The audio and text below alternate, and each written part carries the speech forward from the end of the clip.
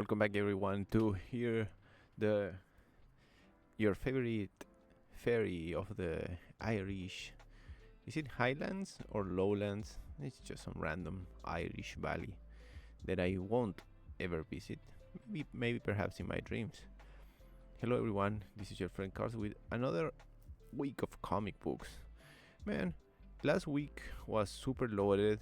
Now I have a fair amount of them, but mostly Marvel and DC stuff that I'm looking forward to.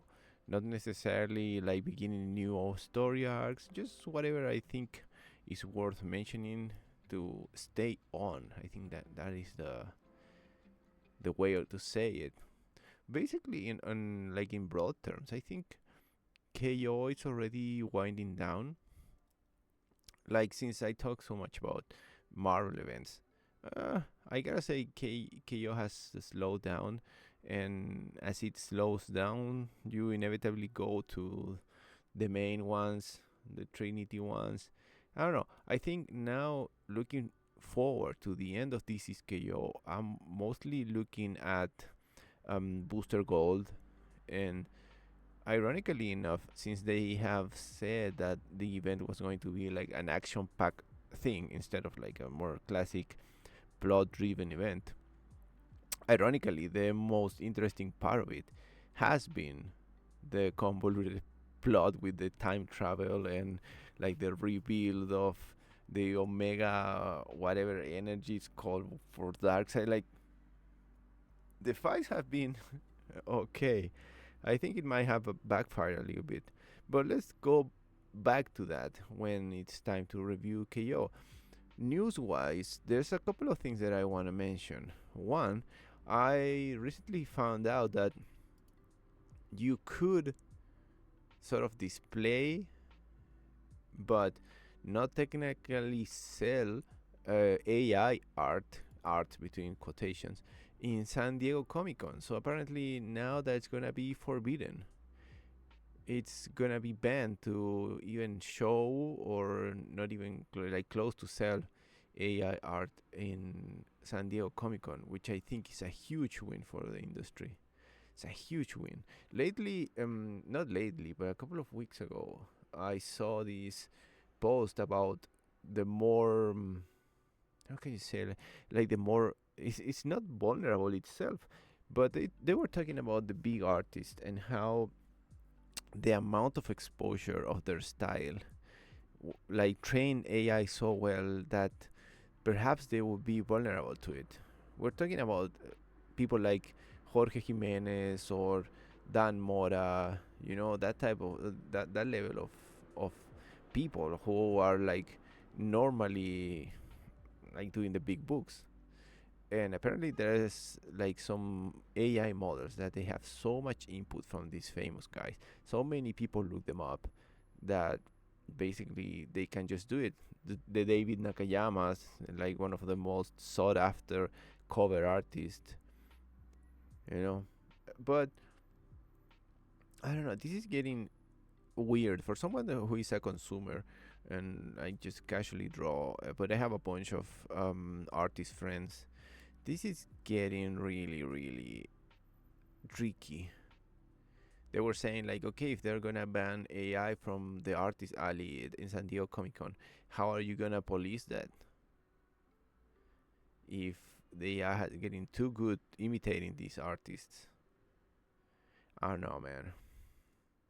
We are living in a crazy, crazy world, and I wouldn't pass by any of these companies to allow at least, for example, AI backgrounds. I have a friend who directly did backgrounds for a comic book, and those are the things you can generate with AI. And I wouldn't pass these companies to do so. We get so enamored and like taken over by the stories and the characters that we often forget that these are indeed um, big capitalist companies. So, is it a big deal that San Diego Comic Con is banning AI? I don't know if big deal is the word, It's an important deal. Will they be able to police it appropriately? I don't know. Hopefully they do. And does this change the onslaught of craziness that is AI? I really doubt it.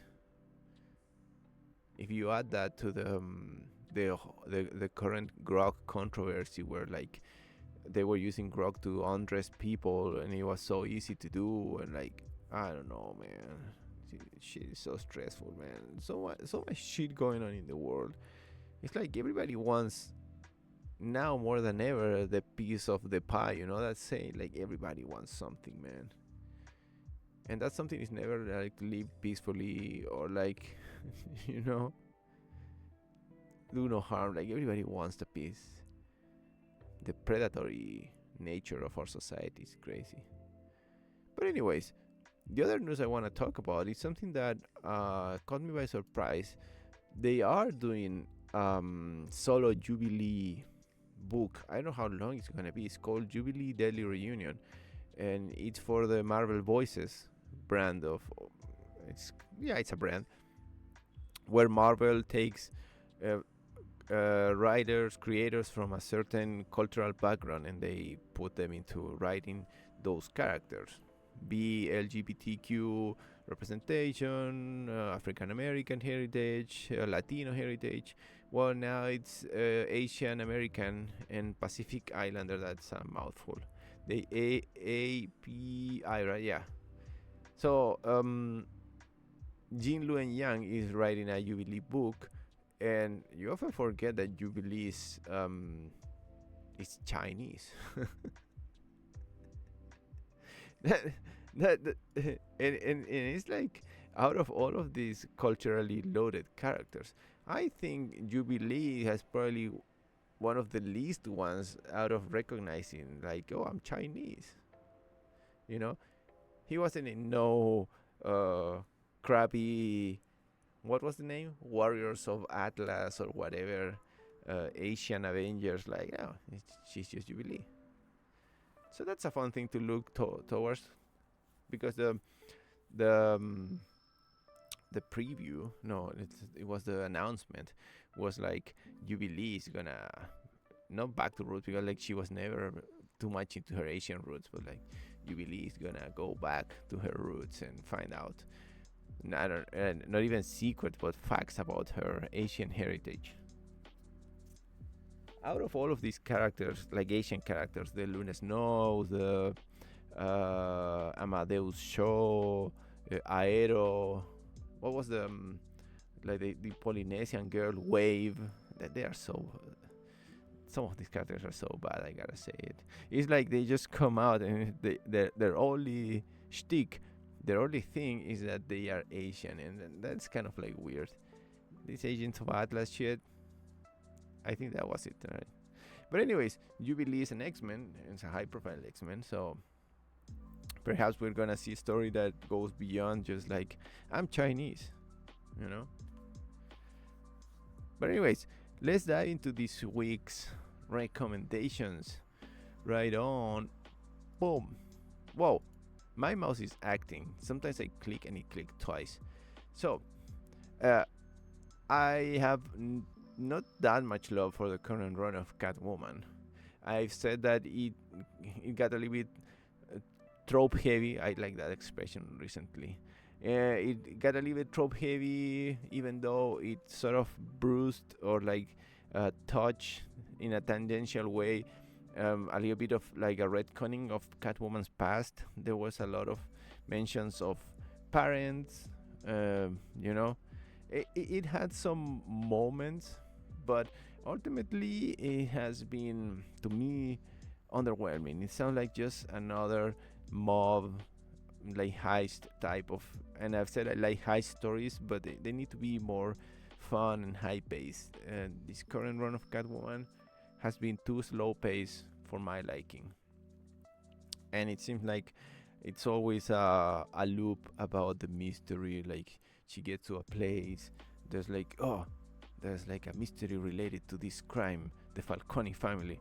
But anyways, I'm not sure how far into the run we are, but the Court of Owls is appearing, and this is a little bit of like a something that I hope more than I'm sure of.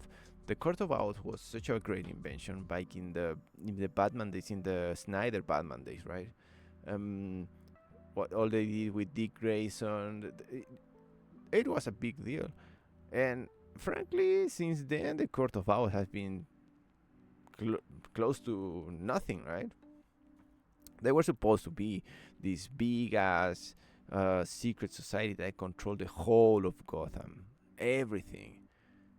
And well, I guess that triggered me. And even if I think the current run of Catwoman being like quite underwhelming, I am like always raising my eyebrow if the Court of Owls is appearing. Like I bet eventually in like I don't know a future not so close, not so far. I'm betting we will see a new story arc dedicated to the Court of Owls. It's one of the most interesting creations of that Batman run, and if they're gonna appear, I would recommend everyone to be interested in the Gotham side of DC to like I don't know, pay attention. Is this a jumping point for the current Catwoman run? Might as well. I think it's been rather flat, so I don't see. Yeah, since it's like a still water, so if you jump in, it's not that terrible. But yeah, the Court of Owls. Next.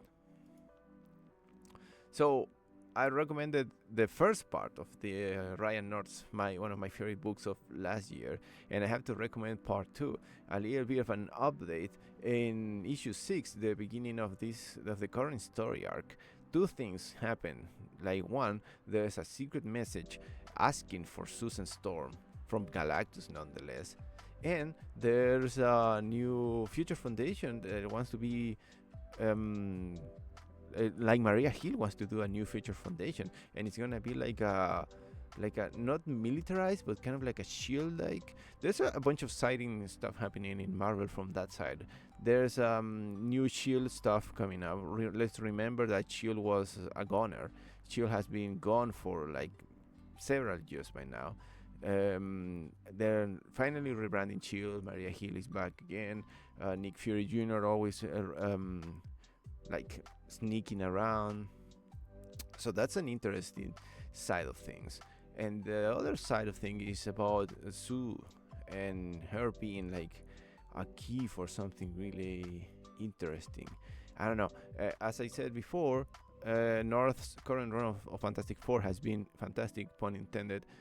It's been so fun, but mostly like stories, like disjointed stories. I think this is the first big story arc for this run.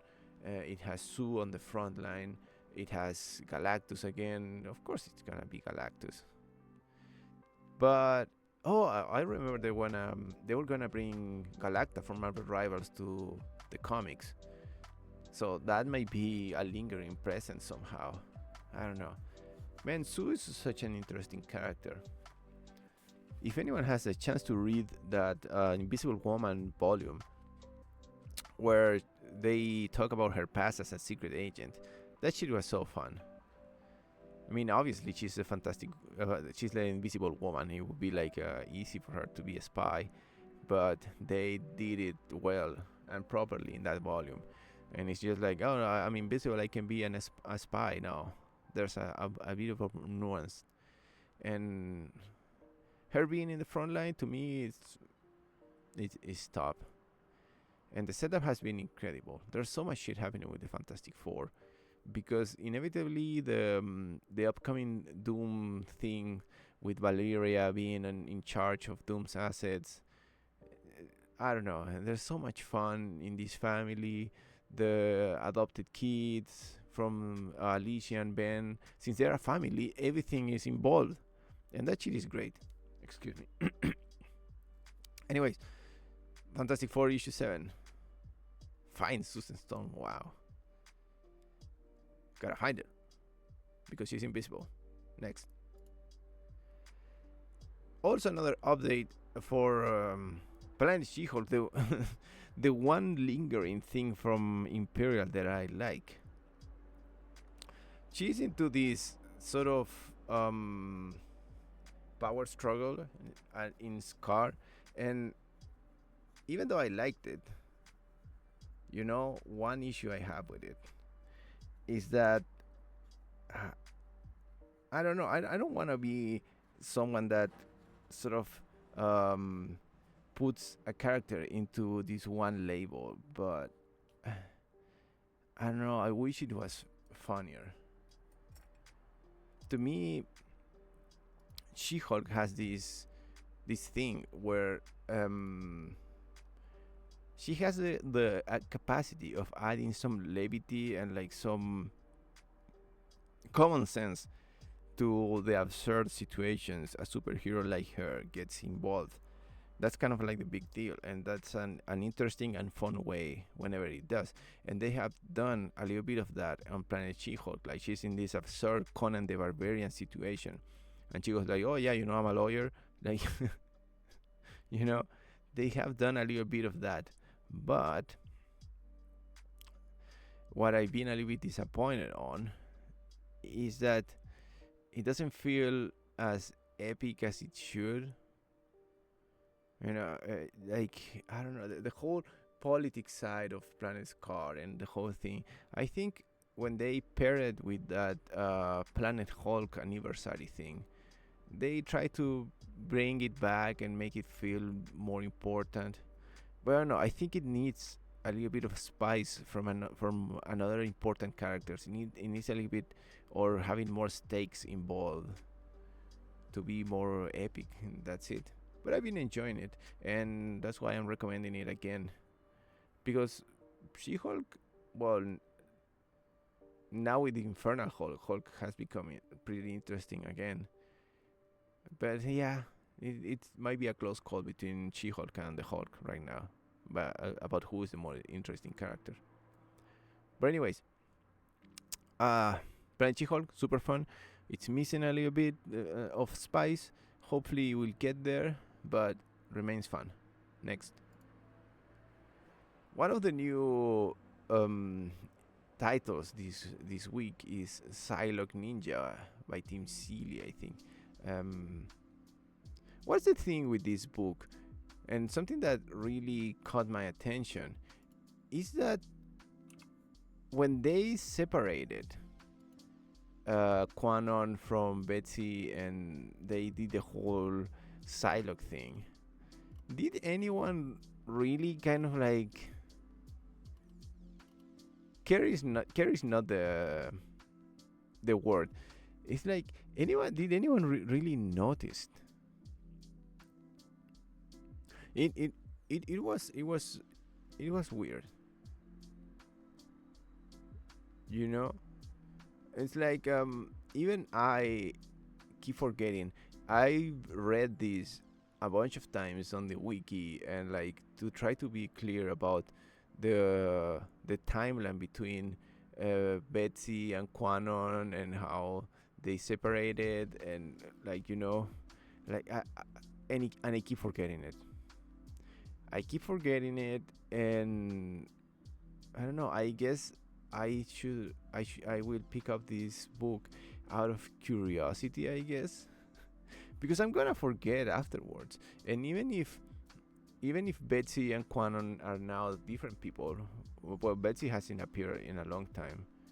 She was Captain Britain, right? And but Psylocke, as the character, has been pretty much the same, and that is one thing that is curiously like strange. And, even the the Psylocke from Rivals, created by Peach Momoko, even her feels like the same character. This just cold badass ninja. I don't know. I guess this triggered me a little bit more than creating interest on the character. I mean, sorry, on the story. It's more like about the character, like what the hell is that character? Is this character in? Even in the Age of Revelation event, Psylocke was just Psylocke. It feels like she's always the same character. Even in her recent solo series that apparently got cancelled and I didn't know about it, it seems like Psylocke is always Psylocke. I don't want to say she's popular only because of visual elements, but I feel like since the 90s she has been the same character, even though like a lot of stuff has happened. It seems like the same character, which is something that you don't say for every X-Man. But anyway, Psylocke Ninja. Let's see if this time the character does leave an impact beyond her. Is that a leotard? Next. Speaking of characters that I do love, and they are great, my favorite X-Men, Rogue, is back with a solo book. And the synopsis was all about like Rogue's past. And speaking of, like, we just came from the future, right, from the Age of Revelation, which is super fun, and now we go back to the past. We know Rogue has one of the more convoluted past of any X-Men ever. That's one of the reasons why she's my favorite, and how she endures and how she evolves. She's not the same character. I was just like reflecting it on Psylocke, and Psylocke in a little bit as the character Psylocke, not necessarily Quanon or Betsy Braddock, but the character Psylocke has always felt the same. Rogue hasn't. Rogue hasn't always felt the same.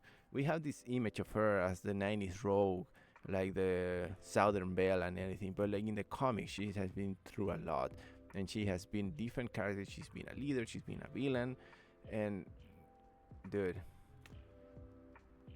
Mystique and Destiny are coming back, adoptive parents of Rogue, and that to me is the final selling point of this issue. Mystique and Destiny are one of the most interesting and fun characters to read, even though they always come up to be plot elements and like to read the future, or like Mystique apparently has everything involved everywhere, even though she quote unquote died in. You gotta always do quote unquote die for comics. But if they are here, they're always doing something interesting.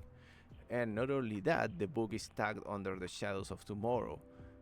So, you see my point? There's an overload of interesting things in this book.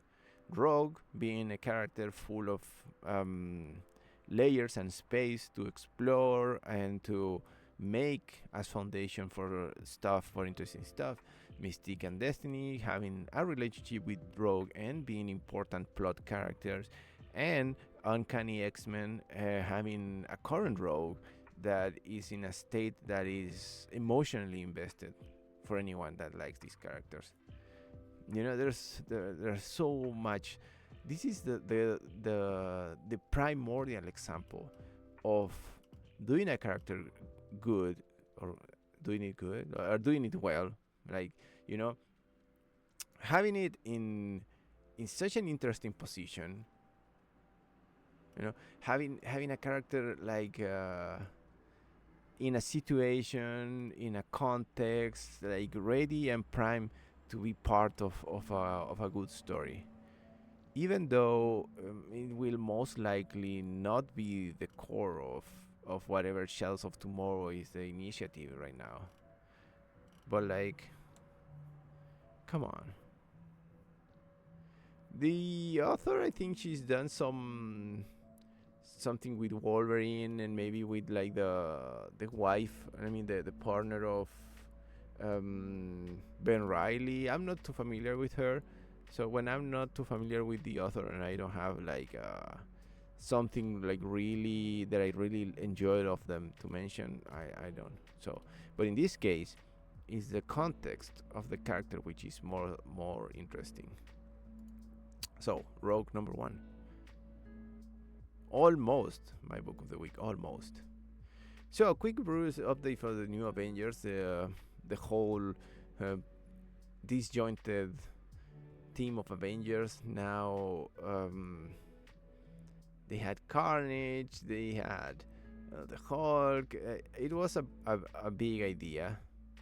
And I don't know, this update is kind of like a negative for me. I think it has devolved into this weird story between Black Widow and the Winter Soldier. And it's like you don't know who is the bad guy.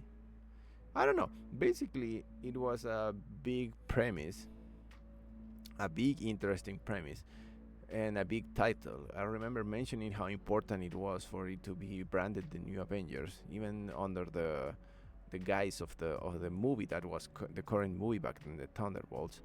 But as the whole array of events, of Marvel events, went by and everything, like it has really diluted and has slowed down the big idea of having the Illuminati, how they call them, these clones of the Illuminati, was great, but everything has diluted down and it has shifted its focus into something else. And like characters like Black Widow and the Winter Soldier, I think if they're not being part of like a big storyline, like a big solo book for Black Widow where they deal with her personality, or like a big Captain America, Winter Soldier when he became the Revolution. If they're not in there, they are in these thriller spy sort of stories, and they need a balance to work.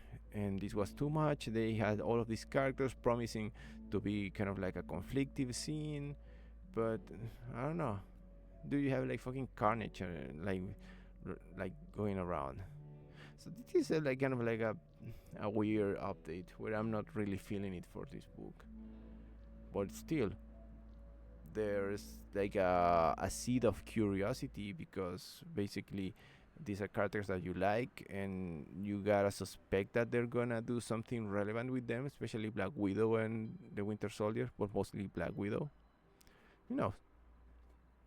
But you know, all of these Illuminati characters are just gonna be garbage, and they're just gonna throw them away, you know. Even though it's like an evil Iron Man, an evil Doctor Strange, they're just gonna throw them away. You don't need another evil Mr. Fantastic, you know. We have the biggest one on the other side, and of course I'm talking about the maker. But yeah, New Avengers, kind of like mm, gray, not so enthusiastic update. But if you are already knee deep into it, is it knee deep or like ankle deep? If you are deep enough into the story, yeah. If you fell off the wagon, is that how you say it? Is that for alcoholic people? I only learned that on Seinfeld. If you fell off out of love with this book, I don't think you're missing much. But let's see how it ends. Next. The thing with this book, this is like a side story, like a break in Tom King's amazing Wonder Woman run, where Diane is gonna go back to the island and she's gonna like introduce her daughter to the rest of the Amazons. That's all good and dandy. What I wanna mention this book, or why did I put it on my week's recommendations, is because apparently there's a lot of people that didn't like Tom King's run. I always get surprised by it. Like I check the list for the weeklies, I read them, the press releases, and then if I get curious, which I did here because they are like having another author doing this. When I get curious, I start reading reactions, and there's so many people that are grateful, and they're like, "Oh, let's see another person do Wonder Woman. Is this gonna be like a change of, how you say, a change of leadership? I don't know, dude. I was so surprised, and of course, there's taste for everything, right? Like you're completely open to not like stuff. Well, it's okay, but man, I was shocked. I was shocked to see how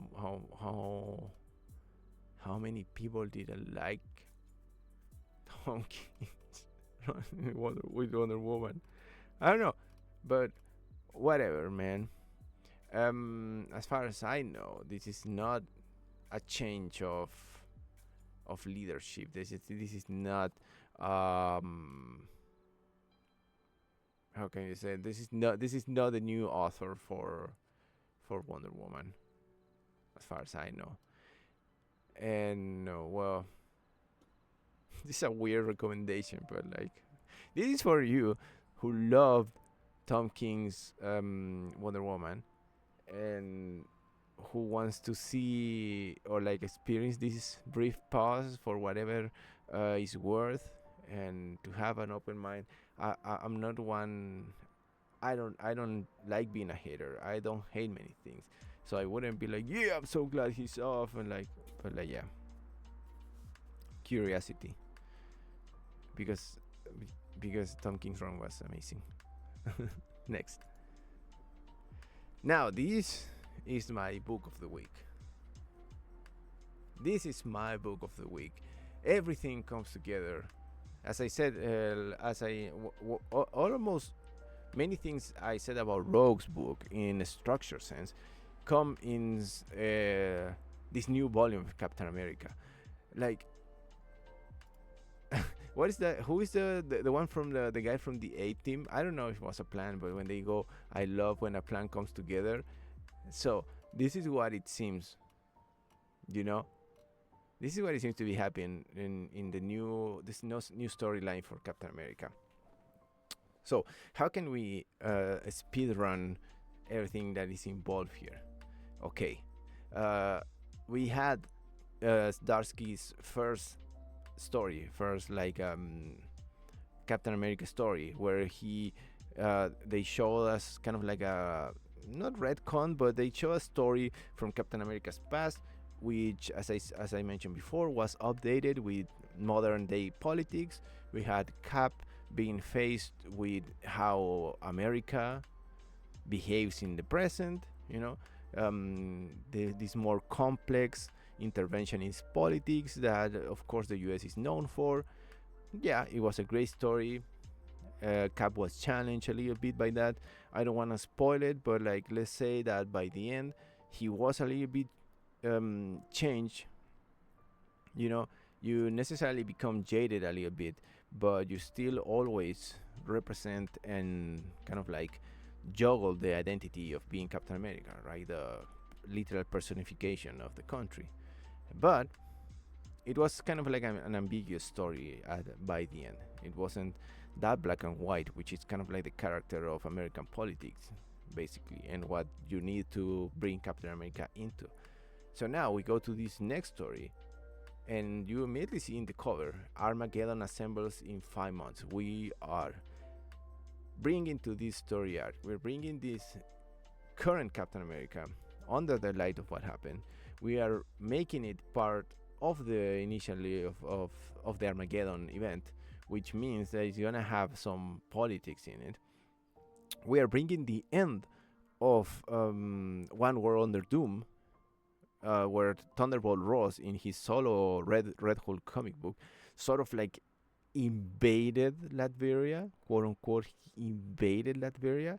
He planted the American flag in Latveria, and then in the aftermath of the event, the U.S., the government, kind of like accepted it. So they created sort of like an unstable political reality in Latveria. Dude, how is that not reality?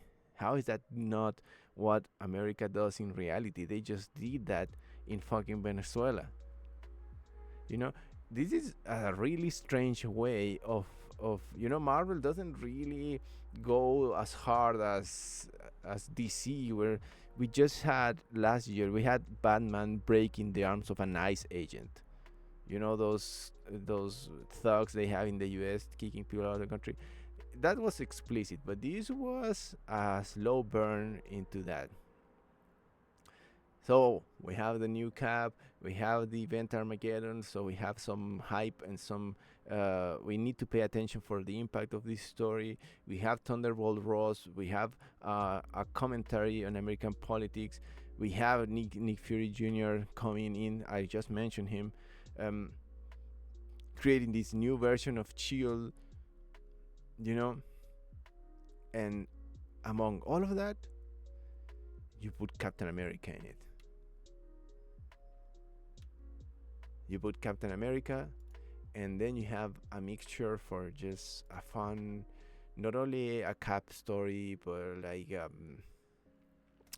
setup for the event, So it has universe-wise repercussions. You have Captain America leadership position again.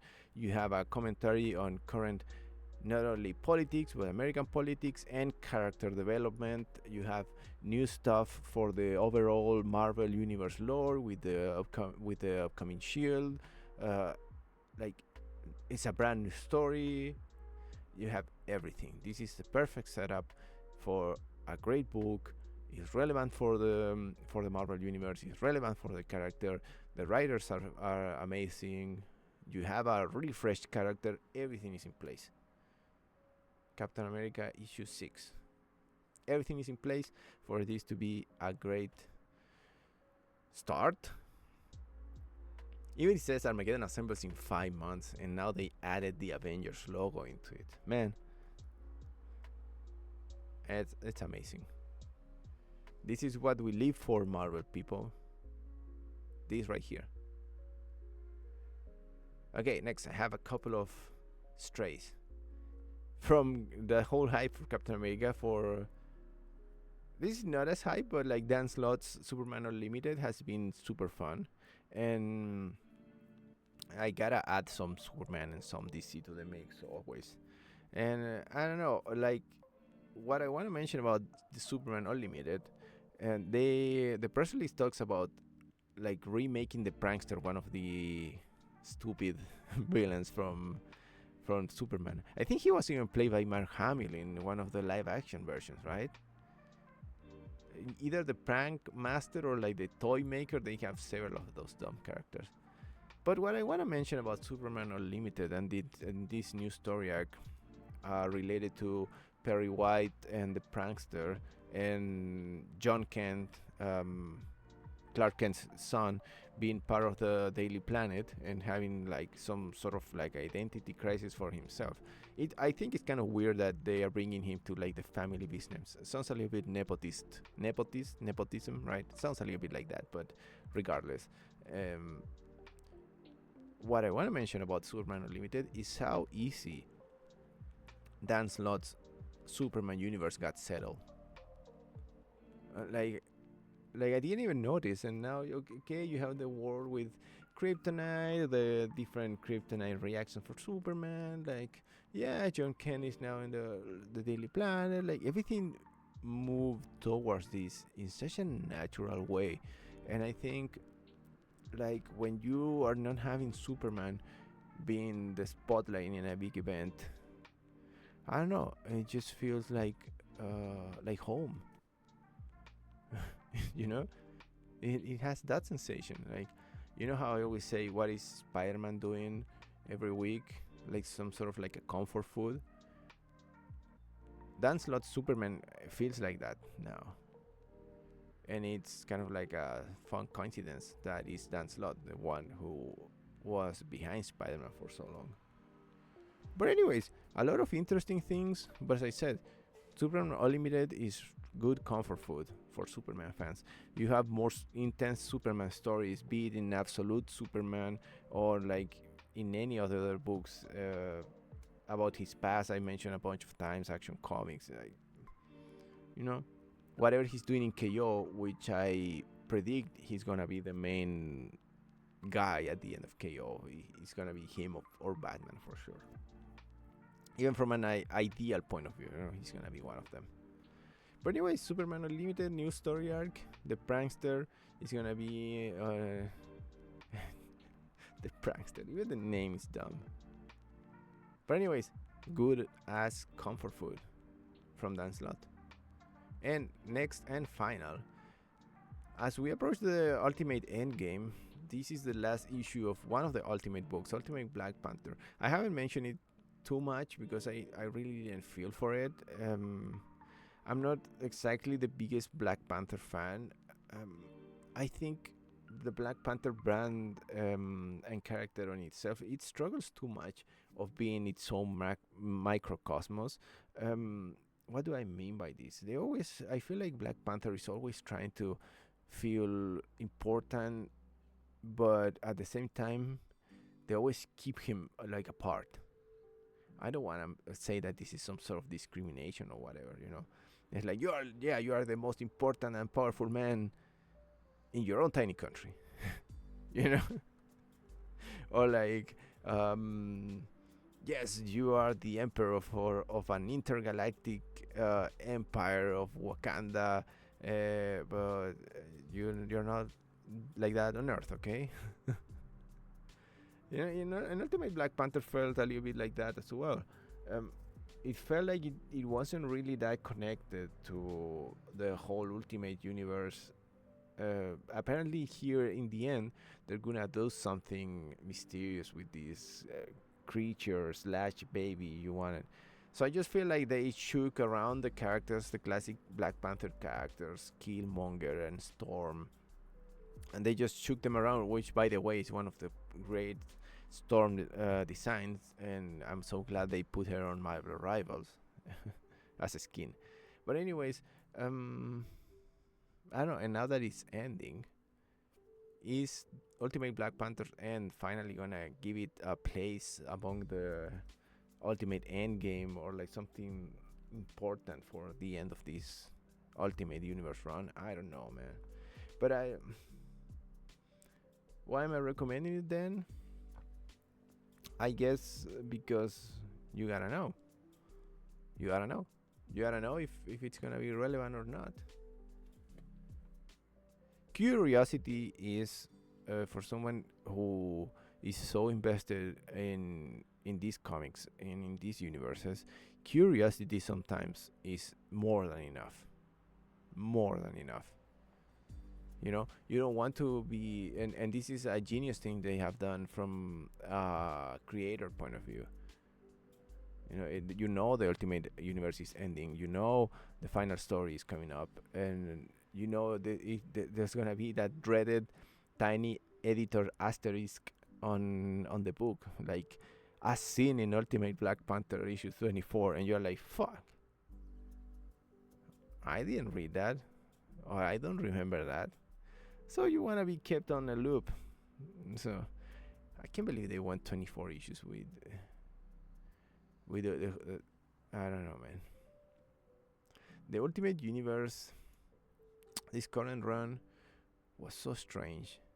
It started with such an energy. It was so, I don't know, like it started so fast and so intense, and then so many of these books got um, colder to me, as immediately they announced halfway that the Ultimate Universe, was ending. The the lack of impact of Miles Morales' incursion. You know, even though I love Peach Momoko, and how weird were the Ultimate X-Men. you know, how like strange and disjointed they felt. I don't know. It was a weird experiment. But at least we got Ultimate Spider-Man out of it, and we got a hell of a good story from the Ultimate side. A bunch of interesting characters. I hope Endgame is a fun story, but if I were to recommend in the future, when the trades start to come out, and if anyone wants to collect them, I would only recommend Ultimate Spider-Man and the Ultimates. Like, that's what I would own if I had the chance. But anyways, that's another good old week of comic books, mostly Marvel and DC this time. I didn't see anything out of all the other publishers, and like some issues, 2 or 3 of things that are being halfway interesting, but I might go back to them in the future. Just another week of comics, man. One thing that keeps on going. There's so much shit going on in the world, and we don't have Captain America to bring it all together in a really interesting way or something like that. We just don't. So we gotta stay with these characters forever. Anyways, thank you for listening as always. Man, I hope you get something amazing this week. If it's not in comic books, in some of your other hobbies, like you get some uh, like spirit fulfilling experience in something. If you're one of those lucky bastards that get that out of your work, man, enjoy it. Otherwise, we'll see each other next week. Whoa, just as a motorcycle is going back my window because it's summer, it's hot, and the country seems to be burning. But here we are. Take care, everyone. Thank you for listening, and see you all next week.